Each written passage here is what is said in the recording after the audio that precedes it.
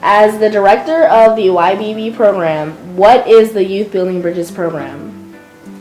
Youth Building Bridge program is a program empowers American and Chinese students travel to rural area in China and teaching and sharing the knowledge with the primary, secondary education system.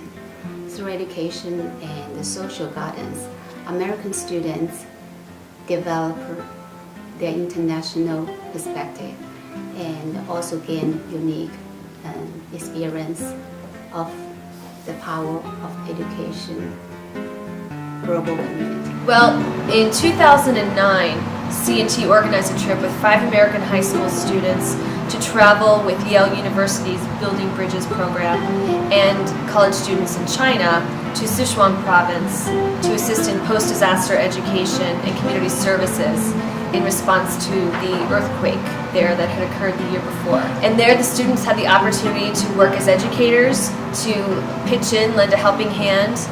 Well, that first trip was such a success that in 2009, C&T decided to officially establish the Youth Building Bridges program.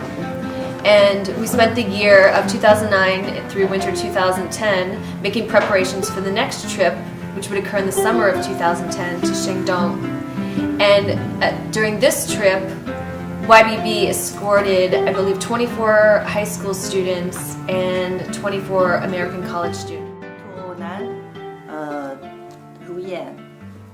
卢彦腾, the president of C&T school, called me and said she has same plan, and she wants to send the student from US to China and do some teaching there and just live together with the children in Chinese countryside. Oh, I was so glad. So we discussed about this plan, and in 2009 actually she did it. I do have a dream or have a responsibility. I think I have a responsibility for Chinese farmers, because in 1962, when I was a freshman in my university, I was told 200 Chinese farmers, 1 year, whole year effort can only support 1 college student. I remember this for my whole life. So I always think I should do something for Chinese parents, Chinese farmers. And YBB did it. YBB did all this for Chinese farmers, for Chinese young generation, in the countryside.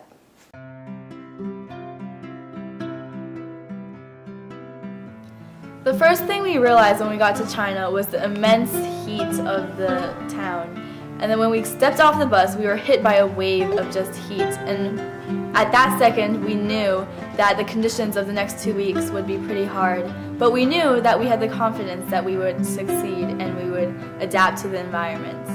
When I first came to school, I just looked up, I'm like, oh my goodness, 2 weeks, how can I do this? But I met the people there, they really helped me a lot. But I also worry about how am I going to connect with the students, because I'm just going to come in here day one and just start teaching, you know, like I have to hit the ground running and I better be sprinting, because I want to teach these kids some stuff in 2 weeks, and I found that was to be my biggest fear. When I got here, I was just kind of like blown away by how stark the place was, how like dusty everything was, the lack of plants and everything, lack of people that day, because on the very first day there was nobody in the school, and the buildings are like spread kind of far apart, and the field isn't even grass, it's just like it's kind of like a wasteland. The next problem was we went into our dorms, and we saw bunk beds with extremely flimsy pieces of wood on it. And this was supposed to be what we were going to sleep on for the next 2 weeks. At least I'm grateful to say that. I have to say that I'm grateful that the wooden boards are like all together working this. and we didn't even have electricity. I guess the biggest hardship I've had while here was my physical health because I found it hard to get used to sleeping on a wooden board every night. My little finger is still asleep. It's been asleep for 2 weeks. Hi there. Before coming to Chen, I was expecting no plumbing, no showering, and not really nice quarters. And when I came here, I was kind of right. However, it really speaks when you're actually experiencing it than saying it. Because I felt like when I was saying, oh, there's not going to be good showers, I was underestimating how actually difficult it was. I found out living in rural China in Shandong, I find it's really real out here. Because you're actually experiencing what you read in books and what you hear online. But even though I've had many hardships to go through, I've still overcome them. And I'm confident that I will learn a lot through this experience.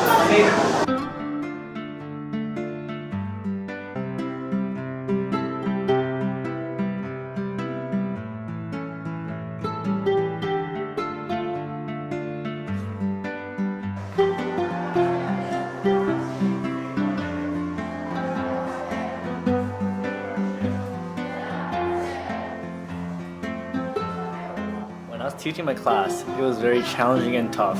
Because of that language barrier between me and my students, my lectures sounded very underdeveloped and very unprepared. So as a result, it just sounded like I was rambling half of the time. And I don't even think that my students knew what I was talking about when I was rambling. In addition, I did not coordinate with my teammates beforehand, which meant if I ever made a mistake, they could not jump in and correct it. The college students serve as a way to connect to our students because they, of course, spoke Chinese better than we did. For instance, one of the college students in my classroom, Wang Bing, was a really great help to us, high schoolers mainly. He acted as a translator for us when we really couldn't find the right words to say to our students, or when we just had some trouble communicating to them and just showing them what the lesson really should be. During science classes, he helped to explain the different science concepts that we really needed to explain to the students when we just didn't know what they really were in Chinese. And we formed a really strong bond. He helped us so much, and it was just really great to be able to see what life is like as a student in China rather than the US, where we're so accustomed to the culture here, where there's a massive culture change in China. 3、4。I guess the one thing that has helped me cope the most is the encouragement I get from my students and the sense of belonging I feel with them. It's every time they smile or their face lights up, I feel like I should have stayed here longer. I should have planned to stay here longer. That I should belong with them for the rest of their lives to teach them, to help them grow. And you and me from my world.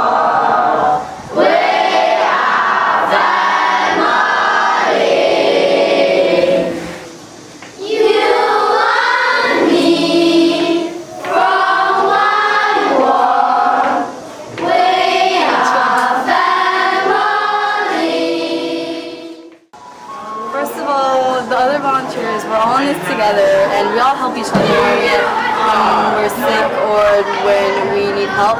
If a classroom needs help, a volunteer is very willing to go to another classroom to help out. Also, the kids I'm teaching are extremely obedient and helpful and kind and caring.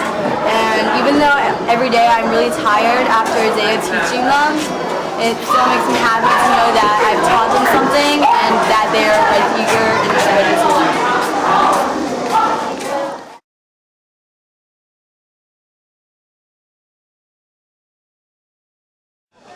好，女士们、先生们，大家好。我们先听一下这边的吧。OK， 谁想要听我们今天和看我们今天的表演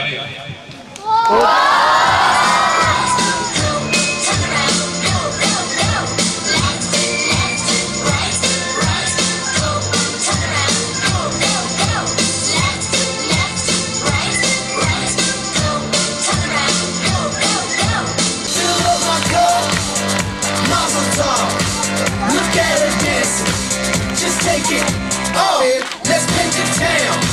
We'll shut it down. Let's burn the roof. And then we'll do it again. Let's do it. Let's do it. Let's do it. Let's do it. And do it. And do it.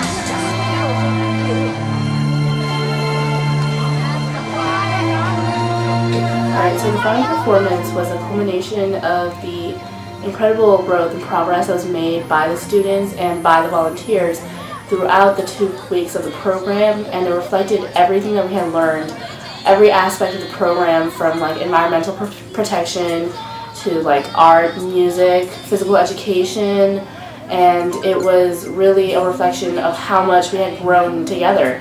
And the second part was the final performance. We spent basically the last 4 or 5 days of the program practicing for the final performance, and it was really high energy, and it really reflected what we had learned. For example, we did dances, we did skits and performances.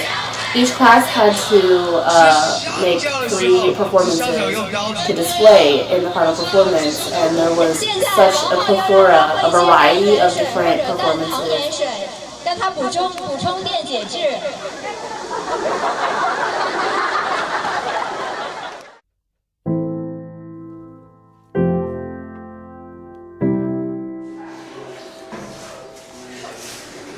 After the performance, it was raining, and we were showing a retrospective video, and the energy was incredible, and everyone just started crying. And I think that this sort of reflects the kind of profound friendships that were built throughout the program, and the familial ties that had developed between the students and the volunteers. The volunteers with each other, the students with each other, and with the students and the volunteers between the students.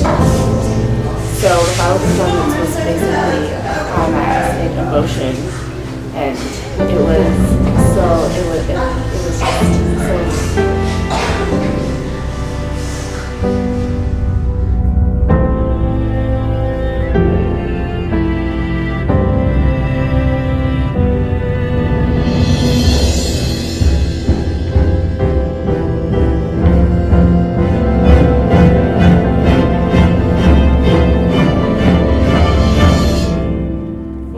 Extremely pleased to see her back, and all pieces intact, and it's a safe and sound and very good spirit. So that's very, very assuring. But what I feel most is the gathering here at YBB together with other kids, and everybody stood up and to tell their experience and what they learned. I think that's really the climax.